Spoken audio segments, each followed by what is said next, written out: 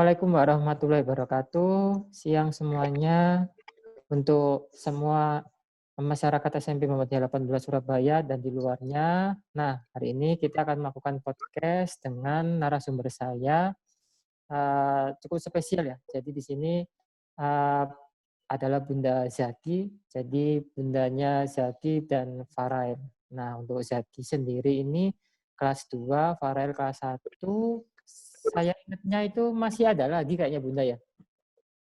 Zaki ini kakak yang pertama, Farel yang kedua, yang ketiga. Ya, Ada lagi ya, perempuan kalau nggak salah ya.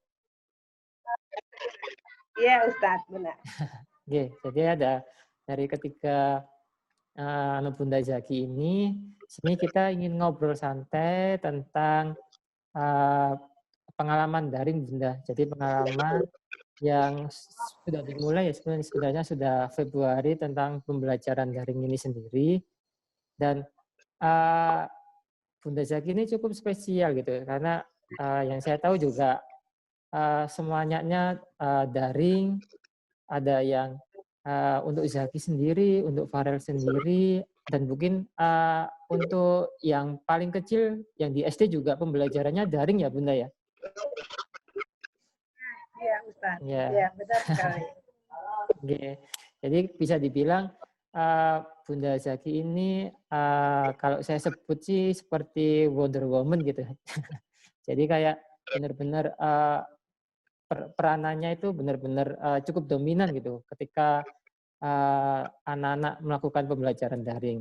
Nah, Bunda, by the way di sini untuk pembelajaran daring sendiri, Bunda, apakah Bunda berpendapat kira-kira untuk pembelajaran daring ini seperti apa, Bunda? Jadi pendapat Bunda dalam pembelajaran daring yang dimulai sudah Februari ini kira-kira dampaknya apa nih Bunda terhadap anak-anak? Oh, ya Ustadz. Ya, Gini Ustadz, peran kita kan sebagai orang tua, terutama dalam kondisi pandemi ini, awalnya kita mengalami sangat kagetan sekali dengan ya, perubahan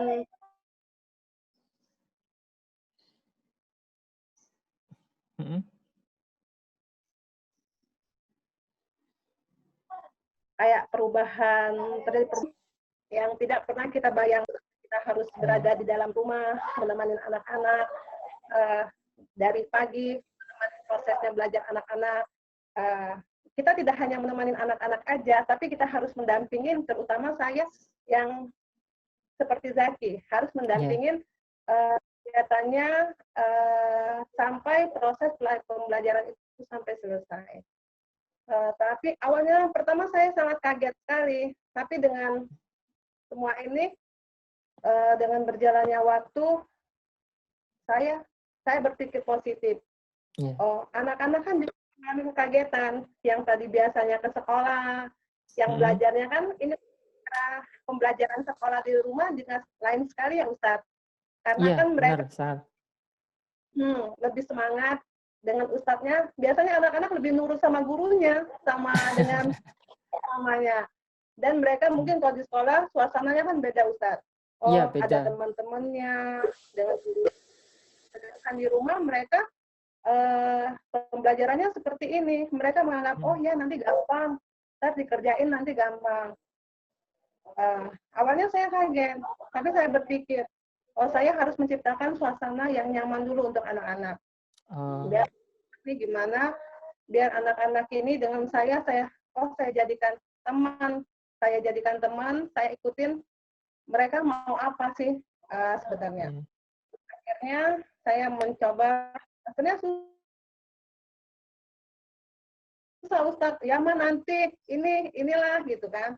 Akhirnya saya bilang sama anak-anak, ini semuanya ini tugas kalian, apalagi untuk adik. Kalau Zaki saya masih maklum, tapi kalau untuk Rafael sama Audia, saya tegaskan, ini tanggung jawabmu, karena ke depan itu semakin berat.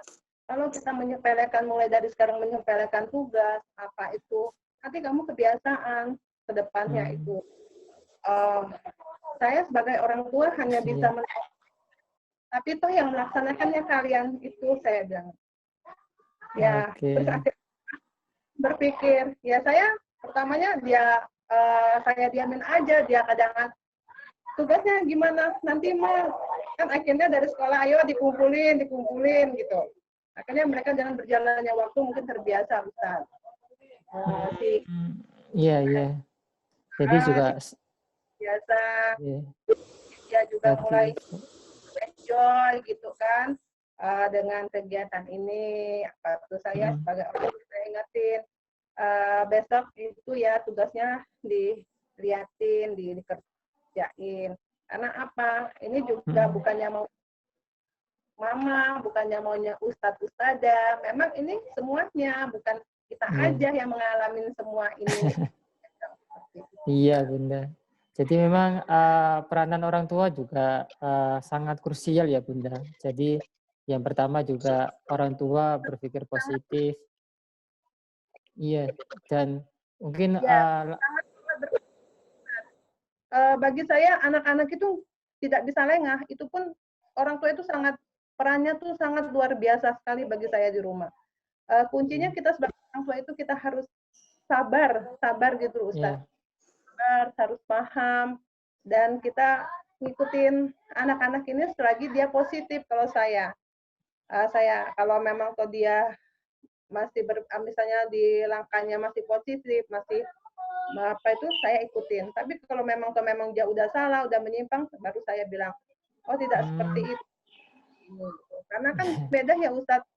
Iya. Anak-anak tuh sekarang tuh beda sangat. Kita apa. Jadi iya, sudah mungkin beda. Nanti mereka malah mood lagi belajarnya.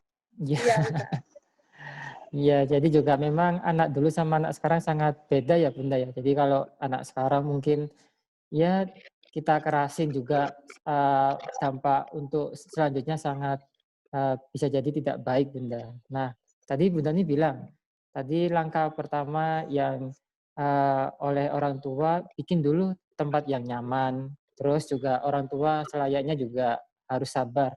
Oke. Nah, untuk kadangkala nih Bunda, kadangkala kan anak-anak ini merasa bosan Bunda. Kadang-kadang juga udah merasa lelah atau merasa capek gitu. Kan pembelajaran daring ini sangat mungkin bisa dibilang kayak tidak bertemu dengan temannya, selalu di rumah, itu kan kadang juga bosan Bunda. Nah mungkin selayaknya kita sebagai orang tua, peranan orang tua nih, yang apalagi yang ada di rumah untuk memotivasi anak supaya juga tetap semangat Bunda dalam pembelajaran daring ini. Motivasi orang tuanya seperti apa ini Bunda?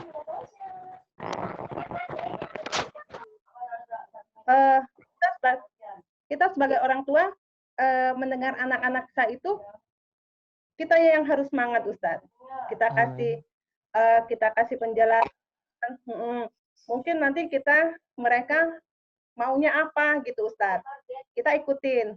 Nah, terus nanti di sela-sela mereka tuh kita kasih pengertian secara pelan-pelan. Misalnya nanti dampaknya apa. Kalau saya Ustaz, kalau malam-malam saya ajak bicara anak-anak saya. Saya bilang, memang sekolah ini capek, saya bilang, capek, lelah. Semuanya itu keberhasilan itu tidak kita dapatkan dengan mudah, saya bilang. Semua itu harus berusaha, saya bilang, harus kerja keras. Nggak ada kalau kita santai, kita loyo-loyo, gila apa, nanti dapatnya pun kita tidak semaksimal, saya bilang kayak gitu.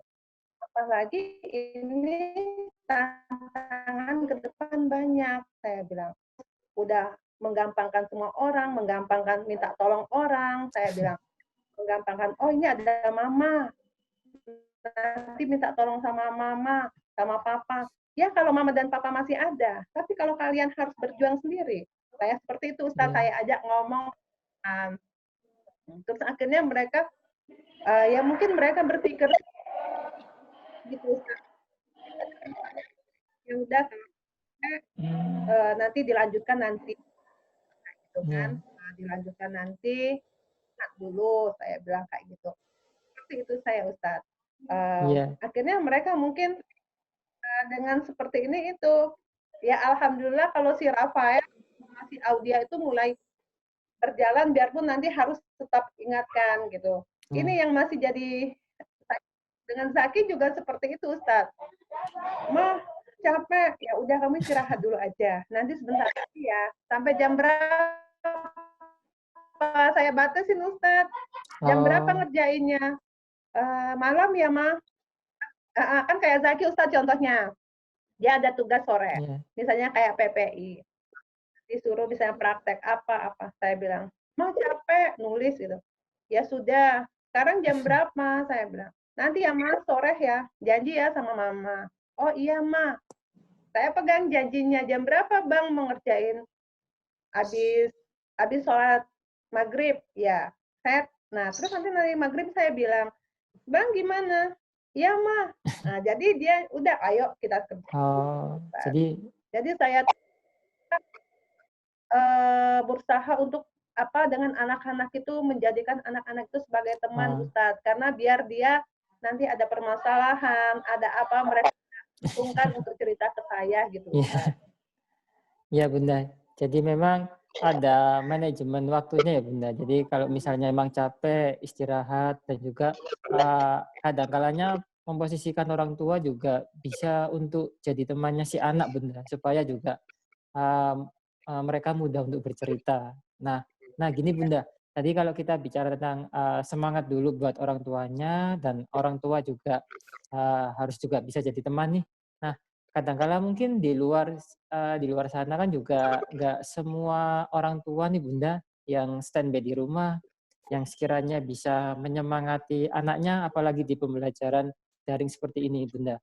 Nah, mungkin Bunda punya motivasi Bunda buat orang tua lain yang sekiranya mungkin juga tidak punya waktu banyak untuk mendampingi langsung ketika anak melakukan pembelajaran daring. Kira-kira mungkin apa nih tips buat orang tua yang sekiranya mungkin eee, tidak bisa meluangkan waktu banyak untuk mendampingi seperti Bunda Dian ini.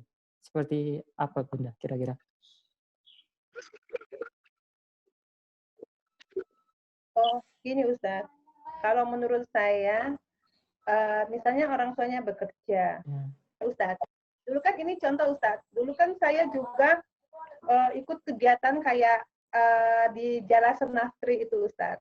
Jadi kan ya, waktu saya dulu waktu papanya dinas di sini sempat habis di waktu Kak dihabis karena kegiatan itu.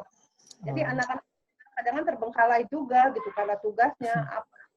Nah, jadi kita sebagai orang tua misalnya malam ya Ustadz, tetap hmm, kita adakan komunikasi sama anak-anak ini tadi. Kita tetap hmm, sebagai orang kita luangkan waktu untuk mereka. Misalnya mamahnya sudah seharian kerja ya Ustadz. ya, Malamnya kan kita masih anak-anak. ya, Kita ajak bicara, mungkin kita lihat tugas yang penting dia kita antara anak sama orang tua ini komunikasi dulu Ustadz. Bikin anak hmm, kita sama kita tuh nyaman dulu aja. oh, Terus dan kita waktu-waktu tetap mengadakan pengecekan gitu Ustadz. Biarpun kita tidak di dekat anak-anak kita, bisa mungkin nanti kita itu gimana tugasnya. Pasti anak-anak oh, kita, ini mah ada tugas, ya mungkin nanti respon. diselesaikan ya, namanya, oh ya gampang. Nah, kita ikutin dulu Ustadz, alurnya aja ini kemana anak-anak kita ini. Kalau memang Hmm, tuh dia di angka positif, kita tanggung jawab dulu, menyelesaikan masalahnya ini kan Ustadz. Nanti kalau memang toh tidak, kita kasih tahu, tetap aja orang tua sibuk tidak sibuk, orang tua memang harus berperan sekali untuk anak-anak. Karena apa ya, ini? Apa menurut saya memang kewajiban kita gitu hmm, dengan anak-anak seperti ini kan. Ya mungkin nanti hmm, anak-anak apa dikasih tahu seperti ini, kita mengadakan pengecekan, mungkin kita harus patuh kerjasama juga dengan sekolah, dengan gurunya. Nah, kalau hmm. memang dengan anak kita kerja sama-sama gurunya, apa guru wali kelasnya, ada komunikasi lah antara orang tua sama pihak sekolah gitu. Iya. Iya Bunda, jadi memang benar-benar Jadi kita sangat ada kewajiban untuk orang tua ya Bunda. Jadi juga mengikuti alur ceritanya anak-anak terlebih dahulu, terus juga komunikasi lebih dominan di dalam rumah. Jadi juga memang orang tua juga harus menyempatkan dirilah untuk berkomunikasi sama anaknya.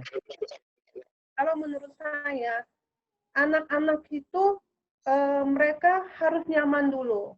Kalau mereka itu kita bikin nyaman sama kita, mereka tidak akan sungkan untuk cerita dengan kita apa yang terjadi.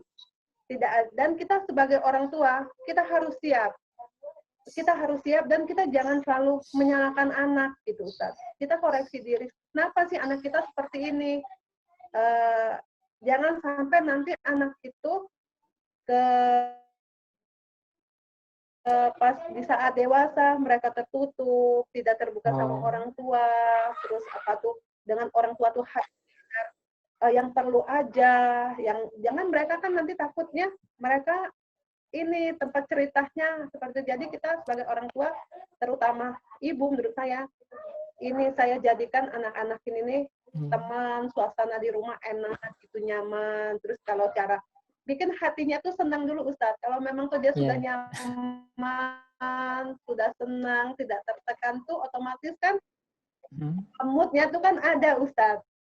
Kan kita aja Ustadz kalau kita nggak mood, kita kan nggak suka udah ngeliat, waduh udah malas duluan deh gitu kan. Kalau kita misalnya mood kita udah ada semangat gitu Ustadz. Iya, jadi juga memang gitu, harus membuat anak ini merasa nyaman ya Bunda sama dengan orang tua gitu. Jadi supaya juga biar paling tidak lebih terbuka nih. Kita orang tua juga bisa jadi tim bersama dengan anak gitu. Nah, oke Bunda, kan gini Bunda. Kan di masa pandemi seperti ini, peranan orang tua memang juga sangat penting. Apalagi yang tadi Bunda ceritain tentang pendampingan, komunikasi, gitu Bunda. Nah, kadang-kadang kan ketika anak ini melakukan pembelajaran daring, ada juga nih Bunda yang harus kita jaga. Seperti misalnya nih kesehatannya, atau mungkin mentalnya, atau mungkin stamina-nya. Kadang-kala melakukan pembelajaran daring seperti ini kan capek nih Bunda, lihat di layar terus, atau mungkin kadang-kala juga lelah gitu Bunda. Mungkin Bunda juga punya tips cara menjaga anak dalam pembelajaran daring seperti ini, di masa seperti ini untuk menjaga kesehatannya Bunda, menjaga kesehatannya, menjaga mentalnya mungkin, dan juga menjaga pikiran positifnya tadi Bunda, seperti itu. Kita tetap aja menjaga apa tuh pertama waktu Ustaz. Kita punya planning waktu. Anak-anak harus berapa. Biarpun ini libur, tetap aja kita harus punya planning waktu. Bikin jadwal untuk anak-anak saya. Misalnya bangun jam berapa, nanti sebelum kegiatan mengaji itu apa tuh sarapan dulu, terus apa tuh ya intinya sarapan dulu gitu Ustadz, sarapan dulu setelah itu terus tetap aja mereka menjaga makanan misalnya menjaga kebersihan, saya bilang kayak gitu. Jangan kita mentang-mentang di rumah ya nggak mandi, saya bilang kayak gitu. Nggak apa, ya tetap aja dilakukan. Ya mesti saya ingatin Ustadz. Anak-anak kan perlu diingatkan Ustadz. Jadi makan yang bergizi, terus menjaga kesehatan, terus apa tuh olahraga yang teratur. Tetap kita mempunyai planning gitu Ustaz. Jangan tetap menjaga kesehatan, tetap menjaga apa tuh menjaga makanan. Gitu aja. Kalau saya sih yang penting sebelum kegiatan itu diawali dengan ya kita sarapan dulu gitu kan, sama dengan kayak sekolah itu saya ini bedanya itu mama yang ngantar ke sekolah, ini kita pembelajarannya di rumah.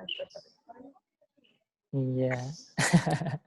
Iya, jadi juga memang walaupun berada di rumah Saya juga kira itu aja Ustadz ya. Kalau kita menjaga kesehatan itu dan kita juga yakin juga ya Ustadz kalau semuanya ini dari Allah. Jadi kita sebagai manusia berusaha yang terbaik, insya Allah kalau kita di jalur yang benar, melaksanakan yang benar, insya Allah akan baik-baik aja gitu Ustaz. Iya. Jadi memang walaupun di rumah juga tetap harus ada programnya, harus punya manajemen waktunya, harus jaga kesehatannya, harus paling tidak sebelum pembelajaran daring tadi sederhananya sarapan dulu Bunda ya, mandi dulu ya. Oke Bunda. Ya, Eh, ya. Konsentrasi gitu Ustaz. Nanti kan oh iya, saya bilang fokus gitu.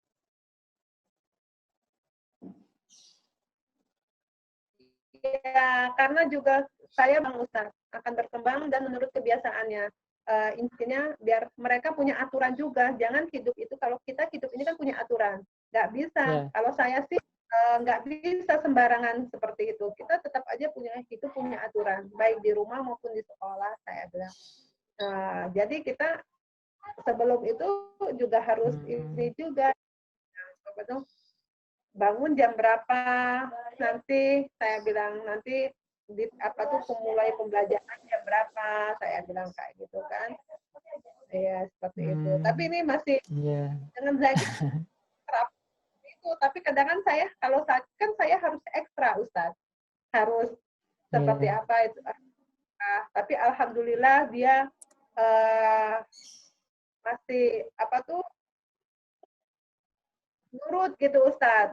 Ini harus ini, oh iya mah, karena dia mungkin juga gitu, dengan lihat adik-adiknya juga gitu.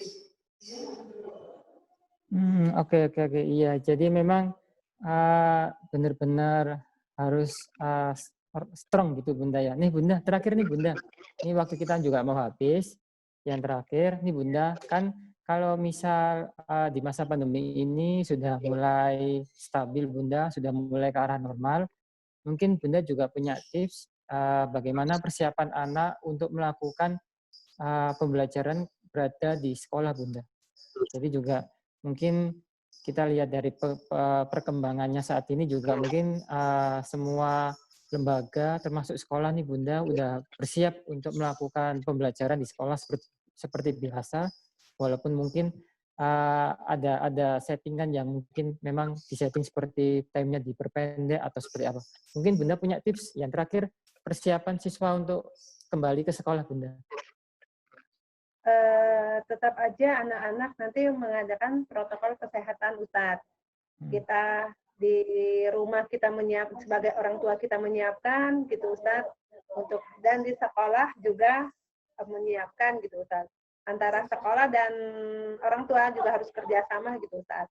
Seandainya apa tuh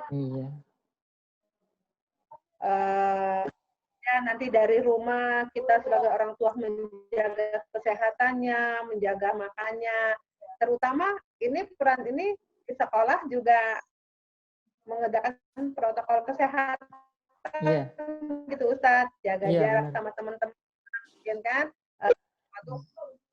jaga jarak sama teman-teman, terus menggunakan yang kayak apa masker gitu Ustadz. Seperti itu Ustadz, kalau saya kalau memang toh nanti sekolah mulai diaktifkan kembali gitu Ustaz. Oke Bunda Zaki. Tapi itu kalau menurut saya ya kalau menurut saya itu kerja sama antara sekolah dan orang tua aja itu nanti Ustadz. Kalau memang soal terjadi ada apa-apa nanti di sekolah, dari pihak sekolah cepat menghubungin orang tua di rumah gitu Ustadz. Jadi kan kita tidak sampai terlambat gitu Ustadz. Insya Allah ya Ustadz untuk kedepannya baik-baik aja gitu. Amin. Ya, semoga baik-baik saja Bunda. Oke Bunda Zaki, terima kasih atas obrolan kita ini yang pasti bermanfaat ya, Bunda. Terima kasih sudah menjadi pengisi narasumber podcast kita ini, podcast milenial, podcastnya SMP Muhammadiyah 18 Surabaya, pasti bermanfaat Bunda. Bunda Zaki, terima kasih. Salam buat Zaki, Rafael, dan Ananda. Terima kasih. Dan semuanya, wassalamualaikum warahmatullahi wabarakatuh.